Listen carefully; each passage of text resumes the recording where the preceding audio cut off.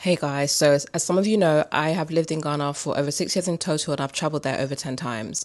I lost count. So I feel like I'm a little bit qualified to share with you some things that you might find surprising about Ghana. Before I get into the video, make sure that you save it and share it with a friend who might be traveling to Ghana. So the first thing that I found surprising when I first visited Ghana back in 2011, they do not accept things with your left hand. It is rude to greet people, shake people with your left hand, purchase things with your left hand, give money with your left hand, give gifts with your left hand. They see it as dirty. So always use your right hand. The second thing that I found surprising is how helpful Ghanaians are.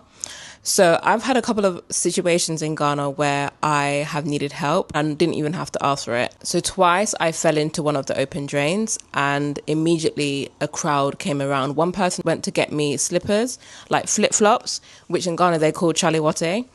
Another person went to get me water. And when I looked up, there was a whole crowd of people around me. So they're very, very kind, which brings me on to the third thing is the open drains. No disrespect to Ghana. Ghana, you have my heart. I love you. But this is an issue that we need to resolve, the open drains. I have not been able to avoid them and I fell into them twice. And one time I had an accident.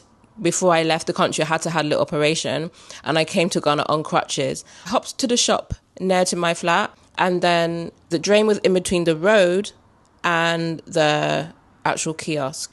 And I was going to hand the money over to the teller and I just remember seeing stars and then two men picked me up and I'd fallen and hit my other leg. So I was in a wheelchair.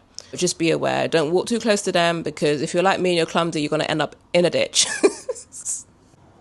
The fourth thing I want to talk about is the heat. Now, I lived in Jamaica, but I was much younger then and I forgot how hot it can get. Ghana, it gets hot. You will come out of the shower and you'll be sweating. You'll be in a taxi going to wherever you're going and you'll be sweating. You'll be walking down the road, you'll be sweating. At night, you'll be sweating. It can get really, really hot in Ghana. So prepare for the hotter months in Ghana. English is the official language in Ghana. People speak English. So when you go to Ghana, you don't have to worry about language being a barrier. Okay? Renting in Ghana. Renting can be a shocker to some people. Most places in Ghana, when you rent long term, you have to pay at least a year up front.